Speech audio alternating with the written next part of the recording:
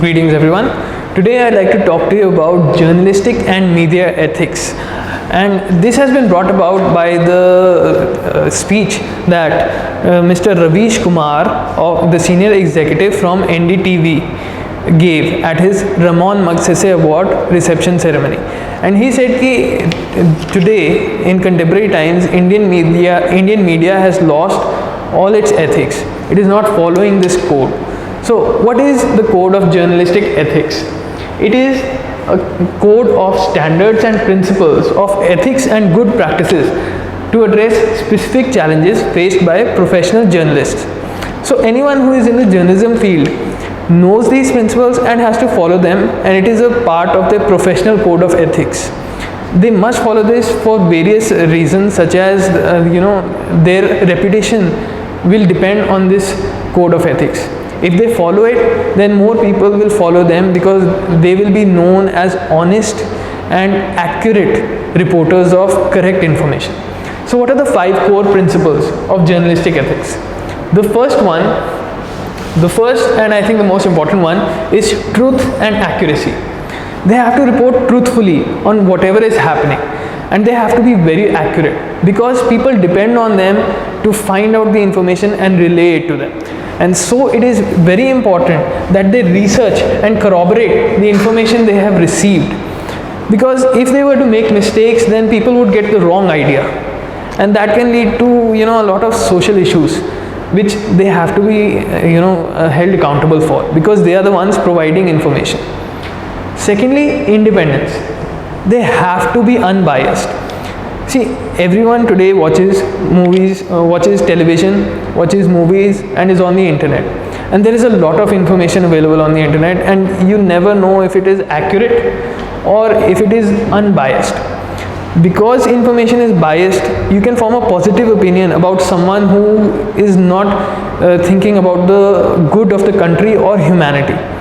And so it is very important that media remains unbiased, so that an accurate picture of the current events of the country is given to the citizens, so that they can make an informed decision on whom to vote for. Thirdly, fairness and impartiality. Again, this is also related to bias, but in this we are talking about a balanced reporting. You see, when the news comes about Jammu and Kashmir, usually the Muslim community is painted as terrorists.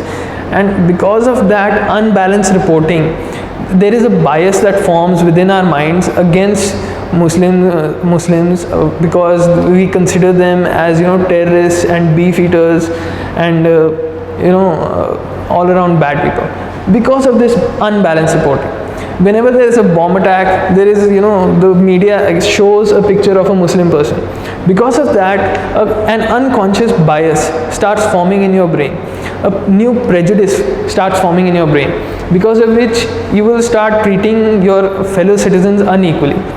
The sense of brotherhood or the sense of sisterhood that should remain within the citizens of a country will be lost because of this. And to follow this balanced reporting, there is a principle of golden mean, which means that don't take the story too far to the left or too far to the right. Don't favor someone or disfavor anyone. Keep it balanced. Golden mean, or else the way Buddha explained, madhyam marg. Not too much on this side, not too much on that side. No extremes. Take the middle path, madhyam marg. That is a good example of how fairness and impartiality can be maintained during reporting. Fourth, another very important principle is the harm limitation principle. Whenever there is a crime, there is a victim, there is the accused, and there are witnesses. And in order for justice to be delivered, there should remain a non-bias among the judiciary regarding the victim and the witness and the accused. Because if they form a bias, then they are likely to send an innocent person to jail. So it is very important that the judiciary also remain unbiased. For them to remain unbiased, the news should remain unbiased. Because after all, the judiciary are also humans. They also watch television. They can also get influenced by the media. So it is very important that the media remain unbiased. Secondly, if they leak the names of the witnesses or the victims or the accused, it can lead to a threat to the life of these people, or it can lead to libel against them. It can lead to loss of their reputation. So it is very important that the media follow this harm limitation principle. And lastly, there should be accountability. Look, the media and the journalists are also humans. They can make mistakes, but they should own up to those mistakes and correct their errors the following day or the following week or whenever it is convenient for them. You must have noticed in the Hindu there are sometimes small parts of the op-ed page that are reserved for this purpose only. They correct their errors. They maintain accountability. After this, let's see what are the dilemmas faced by journalists every day. Now let's talk about the dilemmas that are faced by journalists every day when they are trying to report a story or when they are trying to publish a story. The first is the socio-economic, political or humanitarian fallout that may happen because of their reporting. For example, you have seen that these days there are a lot of mob lynchings going on because people in UP and Bihar are afraid that the strangers are abducting their children. And because the reporting is not being done in such a way that prevents fear from ruling the minds of the citizens, it is leading to mob lynching, which is a very big problem for the humanitarian side of things. Also, it is socio-economically bad because the trust in the society is being weakened, which can lead to other issues that can be very difficult to keep check of. A court of public opinion can also be formed. If the media reports in a biased manner against a person who may be innocent, it can lead to the formation of a public opinion by which they can start demanding arrest or further persecution of that person, even though they may be innocent. And even if they are not innocent, it can lead to a harsher punishment than is necessary. It can lead to punitive retribution by the state instead of rehabilitative incarceration. And that can also lead to ethical dilemmas and humanitarian issues, and it can even cause loss of diplomatic reputation of India on a global scale. We saw this in the Nirbhaya case, where the court of public opinion was causing juveniles to be treated as adults in their punishment. And lastly, there is harassment and libel against witness, victim or accused. I remember that the media had released the name of a girl who had been raped. See, if you release the name of such a person, it can lead to harassment. It can even lead to death threats against the victim. The same is also true of the accused and the witness.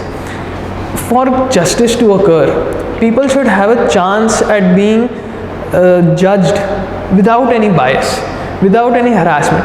They have to be innocent until proven guilty. That is the only way that justice can actually be done.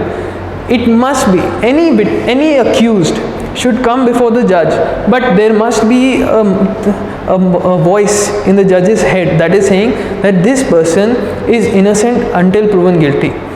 But if the judge has already made an opinion, then there is a possibility that justice might be miscarried. That there might be a person who was innocent but was unjustly incarcerated.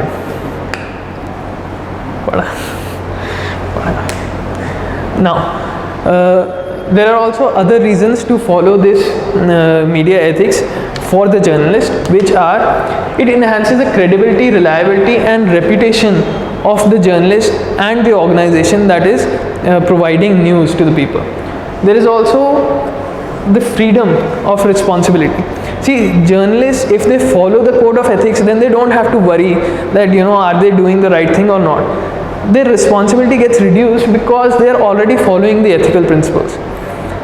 So it provides them a freer hand to report in an unbiased manner if they follow the ethics.